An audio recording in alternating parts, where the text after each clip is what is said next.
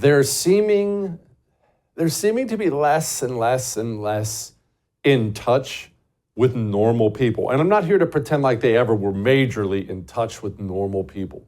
But the more I pay attention to GOP politics at the national level, I'm mortified at what they don't talk about versus what they do talk about.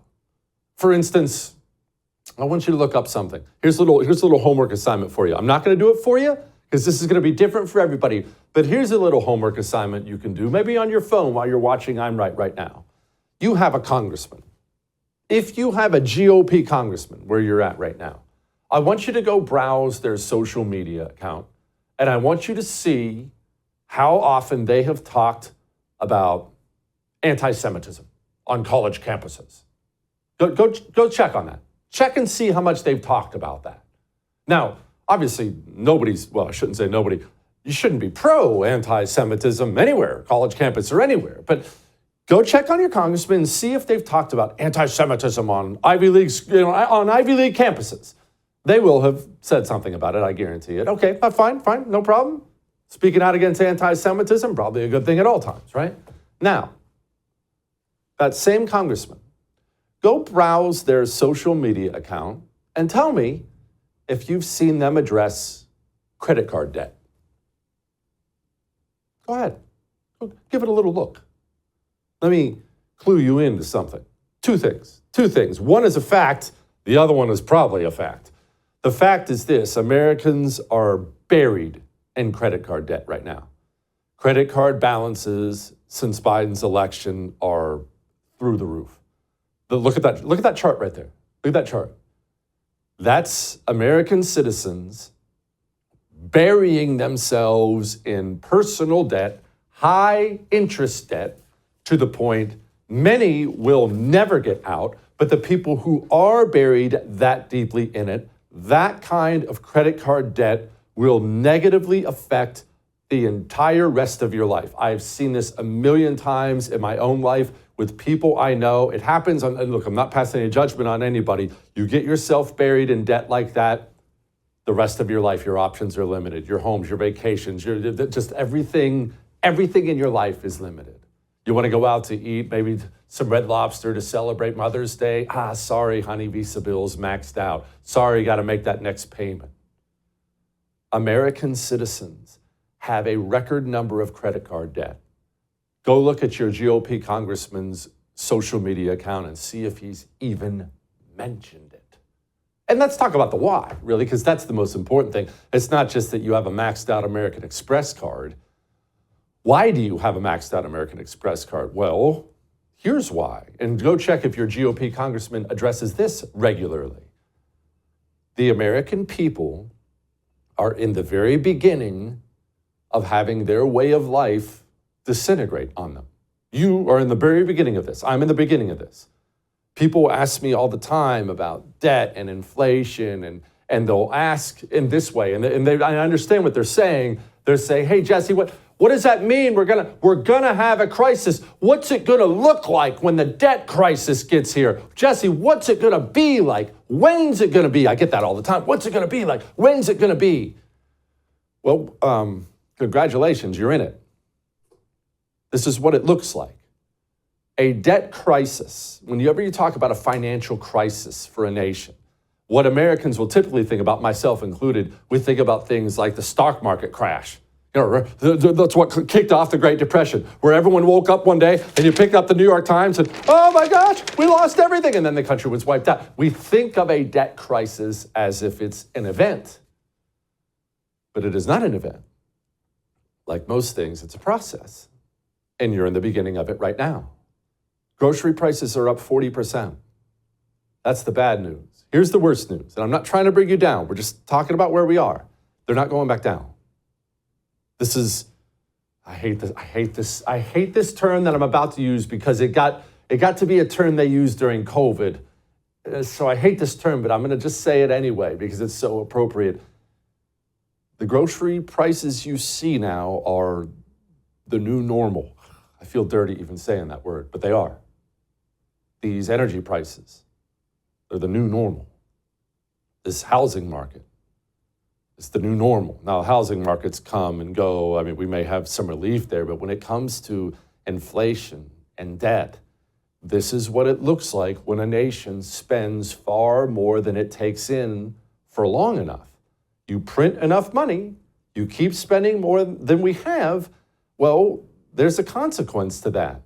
The reason you're standing in the grocery store with a maxed out credit card, putting the burger back because you can't afford it this week, is because of government spending and printing of money. That's a fact. And, speaking of the housing market, what's it look like? Jesse, when's it going to happen? Well, right now, most Americans, normal Americans, can no longer afford a home. The housing market has been so wrecked. We have young people who will live out their lives now differently than their parents did, and not good differently.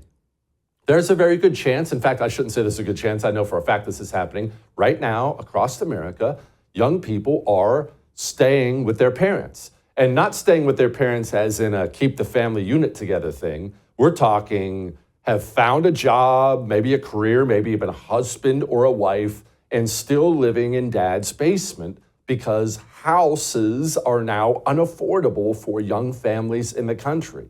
Jesse, when's it gonna get here? What's it look like? You're in it. This is what it looks like. Restaurants going under. Restaurants jacking prices up on people. And this is another thing. This is another thing I see a lot now, and everyone will relate to this.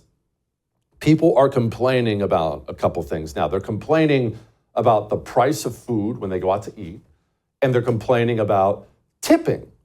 So many restaurants now are going to automatic tipping. They're demanding more tipping. And so here's what people don't realize is happening. Everyone is being squeezed because the crisis is here. And everyone thinks someone else is doing it. The restaurant owner, his costs are through the roof. He's sitting there stressed. He's looking at the bills. How do I make ends meet? What do I do about this stuff? So he has no choice. He has to jack prices up.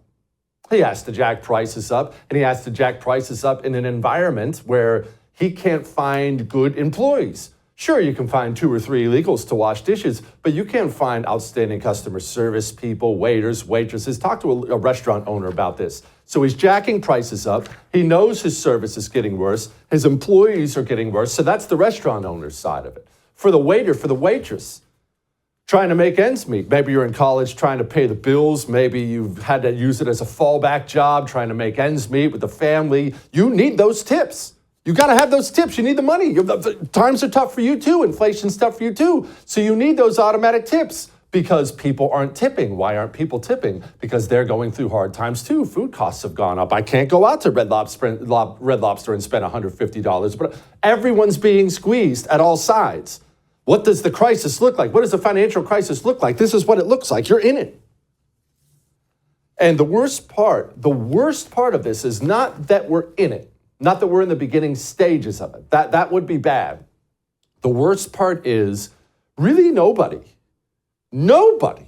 who's in charge right now seems even slightly interested in fixing it. In fact, most of them, you can't even really get them to admit that there's a problem. It's as if the Titanic ran into the iceberg and she's taking on water. And the captain and the crew, they all got together and they looked down and they're like, wow, man, we're taking on a lot of water. Anyway, I'm sure it's fine. Go back to sleep. This ship is awesome. That's what, look at Hakeem Jeffries here. But 2/3 of voters think the economy was better under President Trump. Well, that's just not the case, and we have to do a better job of laying out the facts that the economy has dramatically improved under the leadership of President Joe Biden. What about California?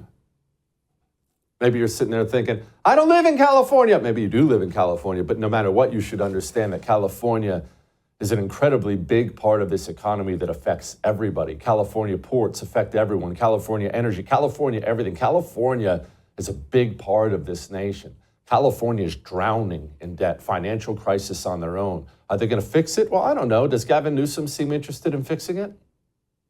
Can we explain to Californians how we moved from a $100 billion surplus to such a significant deficit in just a matter of a few years? Well, it's, yeah. We can explain it. $349 billion of unprecedented capital gains. What we didn't anticipate is these rain bombs in December, January, February, and March. These atmospheric rivers that led to a federal declaration that led to FEMA and the IRS moving in a direction where we couldn't collect our taxes until, I believe, November 16th, if there was any indication that climate change has impacts well beyond those that are often promoted. I would consider our financial delays as just another example of why we need to tackle them. Another reason I'm looking forward to conversations. They're not stopping anything. They're not even slowing down. In fact, as you just heard right there, they plan on ramping up everything that got us into this situation to begin with. And look, Joe Biden is starting to talk about these things. The cost of buying a home in the United States is double what it was when you look at your monthly costs from before the pandemic. Real income, when you account for inflation, is actually down since you took office. Economic growth last week, far short of expectations. Consumer confidence, maybe no surprise, is near a 2-year low. With less than 6 months to go to Election Day, are you worried that you're running out of time to turn that around? We've already turned it around. Look at the Michigan survey. For 65% of American people think they're in good shape economically. They think the nation's not in good shape, but they're personally in good shape. The polling data has been wrong all along. No president's had the run we've had in terms of creating jobs and bringing down inflation. It was 9% when I came to office. 9%. You know, we'll set aside the 9% lie. It's a lie. You already got called out by lefty news organizations for that lie. We'll set that aside. Let's talk about the jobs for just a quick moment. This is another thing people aren't necessarily realizing what's happening. Jesse, when's it going to get here? What's it look like? Well, they're talking about jobs a lot. The jobs numbers aren't that bad. Here's Joe Biden bragging about them. Why should people here believe that you will succeed at creating jobs where Trump failed? He's never succeeded in creating jobs, and I've never failed. I've created over 15 million jobs since I've been president. 15 million in 3.75 years. So where do these jobs numbers come from? You don't feel it. You're stressing. Maybe you've had to take a second job, gig work. I have so many people who email me now. Jesse, I drive for Uber on the weekend trying to make ends meet. Americans are scrambling. So what's with these jobs numbers? Well, if you dig into them, you break them down, you'll find out that since Joe Biden became president, American citizens have had a net loss in jobs, tens of thousands of jobs. If it seems like the jobs market is bad for you, it's because it is. Oh, don't get me wrong, there have been millions of jobs created for foreigners. Almost every job has gone to a foreigner. All net job gains have gone to non-citizens. What does it look like? When's it going to get here? Congratulations, you're in it. This is what it looks like. The slow, steady degradation of our way of life. And this is why we chose to talk about it tonight. It's why we talk about it so often. It is the big deal that is shrinking this nation, crushing the people of this nation. Now, I don't want to distract your congressman from the anti-Semitism on Columbia's campus, but maybe we keep the big issues. No?